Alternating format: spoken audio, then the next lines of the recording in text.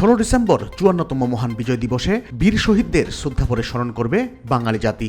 সাভারে অবস্থিত জাতীয় স্মৃতিসৌধে জাতির শ্রেষ্ঠ সন্তানদের প্রতি শ্রদ্ধা জানাবেন রাষ্ট্রপতি, অন্তর্বর্তী সরকারের প্রধান উপদেষ্টা ও দেশ বিদেশের গুরুত্বপূর্ণ ব্যক্তিবর্গ সহ সর্বস্তরের জনগণ। মুক্তিযুদ্ধের বীর শহীদদের প্রতি শ্রদ্ধা জানাতে প্রস্তুত জাতীয় স্মৃতিসৌধ।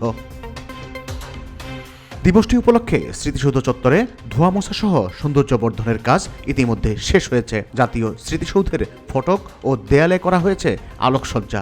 সর্বস্তরের মানুষের শ্রদ্ধা নিবেদন নির্বিঘ্ন করতে জোরদার করা হয়েছে নিরাপত্তা ব্যবস্থা।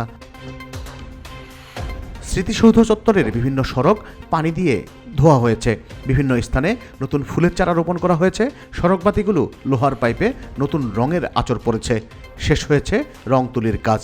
শতাধিক শ্রমিক কর্মচারী মাসব্যাপী অক্লান্ত পরিশ্রম ও নিবিড় যত্নে জাতীয় স্মৃতিসৌধকে ধুয়ে মুছে পরিষ্কার পরিচ্ছন্ন করার কাজটি শেষ করেছেন। ডিসেম্বর উপলক্ষে আমরা এই যে ধোয়া পাকলে ঝাড়ু মারু দেওয়া, ঘাস উঠানি সব কাম আমরাই করি। এই যে উপদেষ্টা আইব, তারপর এই যে রাষ্ট্রপতি আইব, ওই যে ফুলের মালা টালা দিব, এদিকে আমরা পয়সা করি। আমাদের কাছে ওইটা আনন্দ হয়, হেরাও সুন্দর পায়, আনন্দ পায়। বিজয়ের মাস 16 ডিসেম্বর আমরা হেরো উপলক্ষে কাজ করতেছি।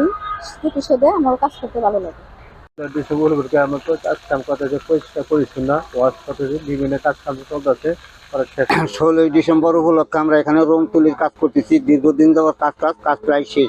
জাতীয় স্মৃতিসৌধে 16 ডিসেম্বর উপলক্ষে আমরা রং তুলির কাজ করি প্রতি বছর, তাই এবছরও করতেছি। কাজ প্রায় শেষের মধ্যে। এখানে রাষ্ট্রপতি আসবে, উপদেষ্টারা আসবে, হ্যাঁ, দেখতেও ভালো লাগবে নতুন নতুন। এই জন্য আমরা এবছর নতুন নতুন ডিজাইন রং তুলির কাজ করেছি। বিজয় দিবস 16 ডিসেম্বর উপলক্ষে আমরা সাভার জাতীয় স্মৃতিসৌধ ধুয়ে মুছে পরিষ্কার করছি। সাভার জাতীয় স্মৃতিসৌধে ইট বালু সিমেন্টের কাজ করিতেছি, ধোয়া মোছার কাজ করিতেছি। প্রধান উপদেষ্টা পুষ্পবিধিতে মালা দিবেন এবং মাননীয় প্রেসিডেন্ট সাহেব পুষ্পবিধিতে মালা দিবেন। সাভার জাতীয় স্মৃতিসৌধে আমরা কাজ করিয়া খুব আনন্দ ভোগ করি। স্মৃতিসৌধের ফটকে স্মৃতিসৌধ দেখতে ভিড় করছেন অনেকেই।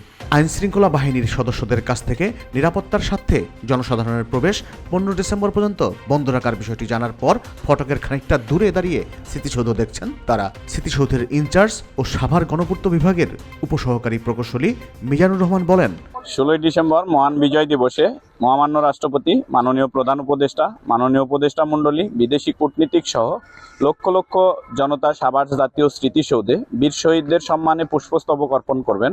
সে লক্ষ্যে আমরা গণপূর্ত অধিদপ্তরের পক্ষ থেকে পুরো স্মৃতিসৌধ কমপ্লেক্সকে ধুয়ে মুছে পরিষ্কার পরিপাটি করা, ফুল দিয়ে সাজানো, রং তুলির কাজ, সিসি ক্যামেরা স্থাপন, লেক সংস্কার সহ সকল কার্যক্রম সম্পন্ন করেছি। সাভার স্মৃতিসৌধ মহামান্য রাষ্ট্রপতি, মাননীয় প্রধান উপদেষ্টা, মাননীয় উপদেষ্টা মণ্ডলী, বিদেশি কূটনীতিক সহ লক্ষ লক্ষ জনতার শ্রদ্ধা নিবেদনের জন্য পুরোপুরি প্রস্তুত রয়েছে। এদিকে দিবসটিকে ঘিরে জাতীয় স্মৃতিসৌধ ও আশপাশের এলাকা জুড়ে নিরাপত্তার দায়িত্ব পালন করছে পুলিশ সহ অন্যান্য গোয়েন্দা সংস্থা। ঢাকা রেঞ্জের ডিআইজি AKM আওলাদ হোসেন বলেন, মহান বিজয় দিবস 2024 উপলক্ষে ঢাকা জেলা পুলিশ কর্তৃক আয়োজিত যে নিরাপত্তা ব্যবস্থা গৃহীত হয়েছে 5 স্তরের, সেটা আমাদের নিরাপত্তা ব্যবস্থা হবে ডিএমপি এলাকা থেকে। ডিএমপিও তাদের নিরাপত্তা ব্যবস্থা গ্রহণ করেছেন। আমাদের ব্যবস্থা হবে আমিনবাজার থেকে, এবং শুধু খালি এই সাভার স্মৃতিসৌধ কেন্দ্রিক নয়, তার আশেপাশে যে জেলাগুলি আছে, অর্থাৎ মানিকগঞ্জ, টাঙ্গাইল, গাজীপুর মেট্রো, এসব এলাকা আমাদের নিরাপত্তা বলয়তে চলে আসবে।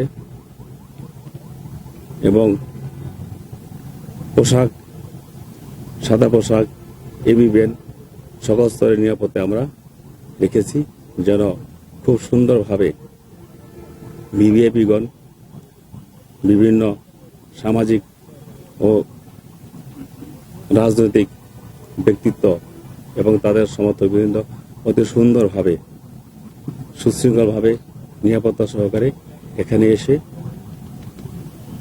পুষ্পস্তবক অর্পণ করতে পারেন এবং নির্বিঘ্নে আসা যাওয়া করতে পারেন। সেজন্য আমাদের সমস্ত প্রস্তুতি সম্পন্ন হয়েছে। সেটা দেখার জন্য আমাদের অফিসার বৃন্দ সহ আজকে আমরা এই এলাকা পর্যবেক্ষণ করলাম। কারণ সারা বাংলাদেশের সমস্ত লোকজন সমস্ত জনগণ এই অত্যন্ত আনন্দঘন পরিবেশে এই মহান বিজয় দিবস উদযাপন করবেন। সবাই তাকিয়ে আছেন এই 16 ডিসেম্বরের দিকে, কাজেই কোনো থ্রেড নেই আমাদের কাছে। উল্লেখ্য 1972 সালে সাভারের নবীনগরে 108 একর সবুজে ঘেরা ভূমির উপর স্বাধীনতার স্মারক জাতীয় স্মৃতিসৌধ নির্মাণের কার্যক্রম শুরু হয়।